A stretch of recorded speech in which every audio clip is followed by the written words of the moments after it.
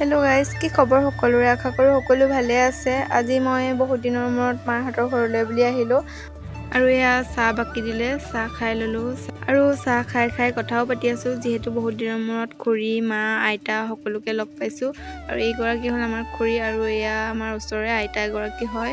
আৰু চাহ খাই মেলি আমি মই টাউনলৈ বুলি আহিলোঁ। মঙলবাৰেনো বজাৰ নকৰিলে ক'ত হ'ব, যিহেতু চিলাপথাৰত বহুত ডাঙৰ এখন বজাৰ বহে, সেইবাবে মই টাউনলৈ বুলি আহিলোঁ আৰু বজাৰ কৰি মেলি লৈ আমি ঘৰলৈ আহিলোঁ। আৰু যিহেতু ৰাতিলৈ আমাৰ ওচৰতে এখন বিহু মেলা পাতিছে, বাৰতি হয় আৰু সেইবাবে বিহু চালোহি।